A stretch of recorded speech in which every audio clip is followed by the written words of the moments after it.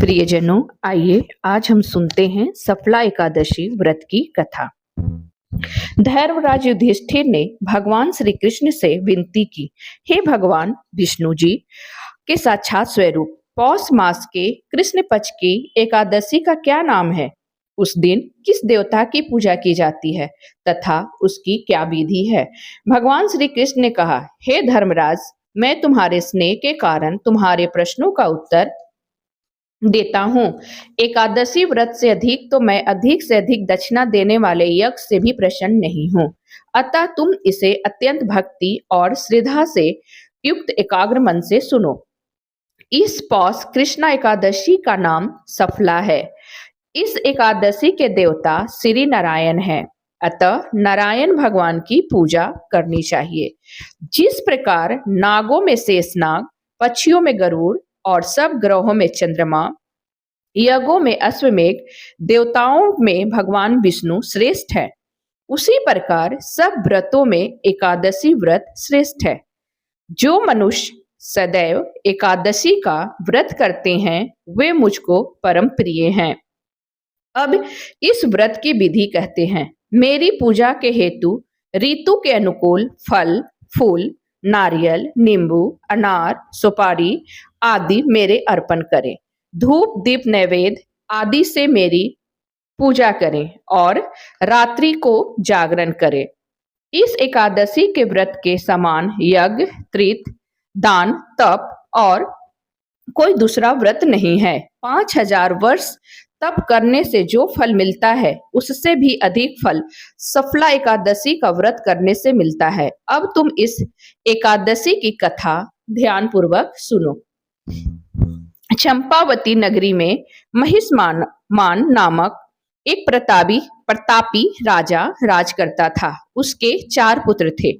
उन सब में लुम्बक नामक एक बड़ा राजपुत्र महापापी था। वह पापी सदा पर स्त्री, वेश्यागमन और दूसरे बुरे कर्मों में अपने पिता का धन नष्ट किया करता था। वह देवताओं, ब्राह्मणों और वैष्णवों का निंदक था। जब राजा को अपने बड़े पुत्र के इन कुकर्मों का ज्ञान हुआ तो उसको अपने राज्य से निकाल दिया। तब वह विचारने लगा कि अब किधर जाऊं, क्या करूं। अंत में उसने चोरी का कर्म करने का निश्चय किया। वह दिन भर वन में रहता और रात्रि को अपने पिता की नगरी में चोरी करता। वह प्रजा को तंग करने और मारने का कुकर्म भी करता। वह वन में पशुओं आदि को भी मारकर खा जाता था। राज कर्मचारी उसके इन कुकर्मों के कारण पकड़कर भी राजा के डर के मारे छोड़ देते थे। वन में एक अत्यंत प्राचीन पीपल का वृक्ष था। लोग उसकी भगवान के समान पूजा किया करते थे। उसी वृक्ष के नीचे वह महापापी लुम्बक रहा करता था। इस वन को लोग देवताओं का कीड़ा स्थल मानते थे। पौष के कृष्ण पक्ष की दशमी के दिन वह वस्त्रहीन होने के कारण शीत के मारे समस्त रात्रि सो न सका और मूर्छित हो गया। उसके हाथ पैर अकड़ गए और सूर्योदय होने पर भी उसकी मूर्छा नहीं गई। दूसरे दिन सफला एकादशी को दोपहर के समय सूर्य की गर्मी से उसकी मूर्छा दूर हुई तो वह होश में आकर गिरता पड़ता वन में भोजन की खोज में भटकने लगा। परंतु शारीरिक कमजोरी और कष्ट के कारण वह जीवों को मारने में असमर्थ रहा।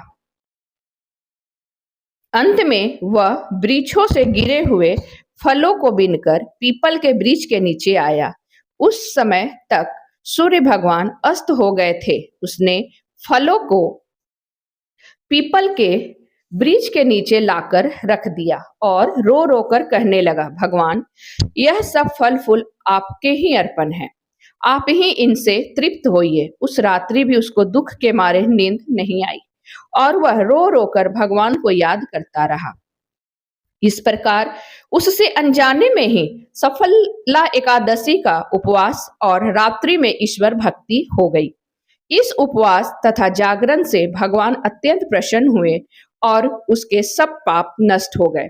दूसरे दिन प्रातः समय अनेक सुंदर वस्तुओं से सजा एक अति सुंदर घोड़ा उसके सामने आकर खड़ा हो गया।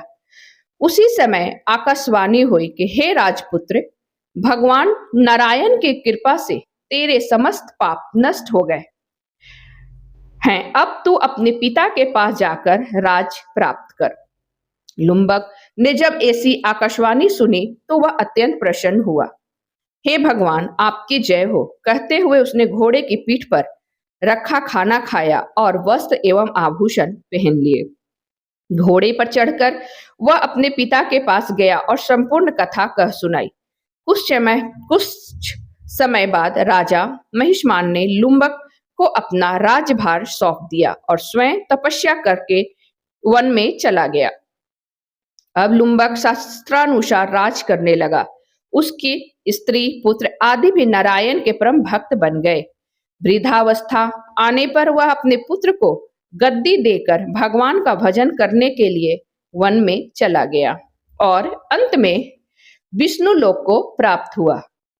जो मनुष्य भक्ति पूर्वक इस सफला एकादशी का व्रत करते हैं उनको सभी कार्यों में सफलता मिलती है और अंत में मुक्ति मिलती है। जो मनुष्य इस एकादशी का व्रत नहीं करते वे पूंछ और सींगों से रहित पशु के समान हैं। इस सफला एकादशी के व्रत का प्रभाव तो अनंत है ही, इसके महात्म्य के पढ़ने अथवा सुनने से भी अश्वमेघ यज्ञ का फल प्राप्त होता है। बोले विष्णु भगवान की जय, नारायण भगवान की जय।